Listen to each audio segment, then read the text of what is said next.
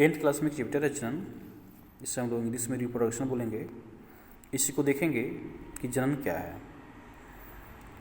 जनन चैप्टर में हम लोग देखेंगे कि जनन क्या है।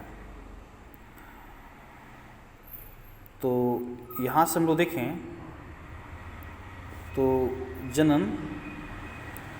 जनन एक जैविक प्रक्रिया है जिसमें जीव, यहाँ पे जीव लिखा हुआ है, जिसमें जीव अपनी जनसंख्या में वृद्धि करते हैं।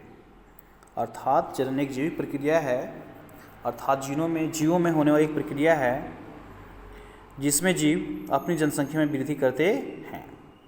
या फिर इसे बोल सकते हैं कि यह एक प्रक्रिया है जिसमें जनक अपने जैसे संतति पैदा करते हैं। जैसे मनुष्य हैं तो मनुष्य अपने जैसे संतति पैदा करते हैं। जानवर हैं तो जानवर अपने जैसे संतति पैदा करते हैं। पक्षी हैं तो पक्षी भी अपने जैसे संतति पैदा करते हैं। यहाँ दो चीज़ दिया हुआ है, जनक और एक संतति। जनक किसे बोलेंगे? जन्म देने वाले को हम लोग जनक कहते हैं, जैसे कि माता पिता जो हुए ये हमारे जनक हुए। क्या हुए? जनक हो गए। और जो संतति है, संतति क्या है? जिसका जन्म होता है, अर्थात जिसे माता पिता जन्म देते हैं वो हम कहलाएंगे संतति। क्या कहलाएंगे? संतति कहलाएंगे। उसके बाद हम लोग देखते हैं जनन के प्रकार। तो जनन मुख्यतः दो प्रकार का होता है, पहला अलैंगिक जनन और दूसरा लैंगिक जनन। अलैंगिक जनन में क्या होता है? तो इसमें दो जनक की आवश्यकता नहीं होती है।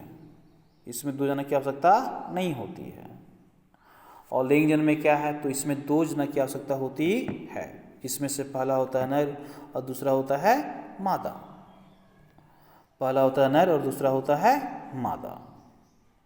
उसके बाद हम लोग देखेंगे अलैंगिक जनन के प्रकार। तो अलैंगिक जनन जो होता है वो मुख्यतः बुक में 5 प्रकार के दिए हुए हैं। पहला आता है अलैंगिक जनन में विखंडन। क्या आता है? विखंडन दो तरह के होते हैं, द्विखंडन और बहुखंडन। अगला है मुकुलन, तीसरा है अपखंडन या पुनर्जनन, चौथा है बीजाणुजनन और पांचवा है पौधों में कायिक परिवर्तन। अब हम लोग देखते हैं विखंडन क्या है। तो इसमें जनक दो या दो से अधिक संतति का निर्माण करते हैं। यह दो प्रकार का होता है, द्विखंडन और बहुखंडन। विखंडन में जनक जो होते हैं, एक जनक मान लेते हैं, वो दो संतति का निर्माण करते हैं। कितने संतति का निर्माण करते हैं? 2 संतति का निर्माण करते हैं। ये कहलाएगा विखंडन। ये कहलाएगा विखंडन। अब विखंडन भी दो प्रकार का होता है, द्विखंडन और बहुखंडन। द्विखंडन क्या है? तो इसमें एक जनक जो होता है यह विखंडित होकर के 2 संतति का निर्माण करता है। इसमें जो जनक होता है विखंडित होकर के ये आपका हो गया जनक और ये हो गया संतति। तो आप देख सकते हैं यहाँ पर 2 संतति है। कितने संतति हैं? 2 संतति है। तो द्विखंडन में एक जनक विखंडित होकर के 2 संतति का निर्माण करते हैं। उसके बाद है द्विखंडन का भी बात किए। द्विखंडन में हम लोग बात किए कि द्विखंडन में एक जनक जो होता है विखंडित होकर के 2 संतति का निर्माण करते हैं।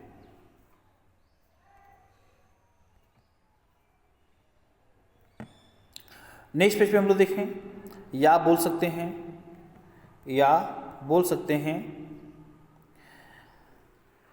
कि द्विखंडन एक प्रकार का लैंगिक जनन है जिसमें एक कोशिकीय जीव आप जान रहे हैं।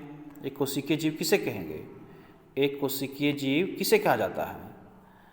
तो एक कोशिकीय जीव हम लोग उस जीव को कहते हैं जिसका निर्माण एकल कोशिका से होता है। एकोशिकीय जीव वे जीव होते हैं जिनका निर्माण एकल कोशिका से होता है, जिससे कि जीवाणु हो गया, पैरामीशियम हो गया, अमीबा हो गया, क्लेमाइडोमोनास हो गया, यूग्लिना हो गया, हाइड्रा हो गया, ईस्ट हो गया, ये सभी एकोशिकीय जीव हैं। क्या है? एकोशिकीय जीव हैं।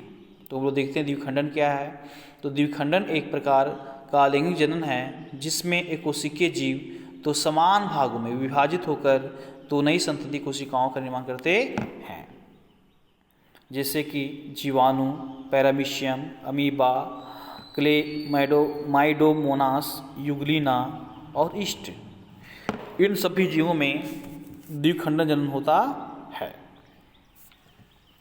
उसके बाद था अमीबा में द्विखंडन। आप देख सकते हैं कि एक अमीबा है, ये क्या है? अमीबा है, और ये अमीबा जो है द्विखंडित, अमीबा का द्विखंडन हुआ और यहाँ पे दो नए जीव का निर्माण हुआ। यहाँ पे क्वेश्चन के माध्यम से बताया गया कि अमीबा में किस प्रकार का जनन होता है। तो अमीबा में विखंडन होता है। विखंडन में कौन सा? द्विखंडन। आगे है बहुविभाजन या फिर बहुखंडन, मल्टीपल फिजन। बहुविभाजन भी बोलेंगे इसे या फिर बहुखंडन भी बोलेंगे। इसमें क्या होता है? तो इसमें एकल जीव होता है, वो विभाजित होकर के बहुत सारे संतति का निर्माण करता है। देखेंगे वैसा विभाजन जिनके द्वारा एक व्यष्टि खंडित होकर अनेक व्यष्टियों की उत्पत्ति करता हो, उसे बहुखंडन कहते हैं। या फिर बोल सकते हैं कि यह एक प्रकार का अलैंगिक जनन है जिसमें एक कोशिका कई संतति कोशिका का, इकाई लिख दिया, कई, यहाँ पे कई होगा, कई संतति कोशिकाओं में विभाजित हो जाती है। उदाहरण के लिए प्लाज्मोडियम जो कि मलेरिया परजीवी होता है, स्पैरोजोवा और शैवाल। हम लोग फिर से समझते हैं बहुविभाजन क्या है। तो वैसा विभाजन जिनके द्वारा एक व्यष्टि खंडित होकर, व्यष्टि इस प्रकार से लिखा गया है, व्यष्टि, एक व्यष्टि खंडित होकर अनेक व्यष्टियों की उत्पत्ति करता है, उसे बहुखंडन कहते हैं। या लिख सकते हैं कि यह एक प्रकार का अलैंगिक जनन है जिसमें एक कोशिका कई संतति कोशिकाओं में विभाजित हो जाती है। उदाहरण के लिए प्लाज्मोडियम ये हो गया है। नेक्स्ट पेज में हम लोग देखेंगे एक क्वेश्चन दिया गया है। नेक्स्ट पेज में एक क्वेश्चन दिया हुआ है कि द्विखंडन और बहुखंडन में अंतर लिखें। तो आपको एक इधर लिखेंगे द्विखंडन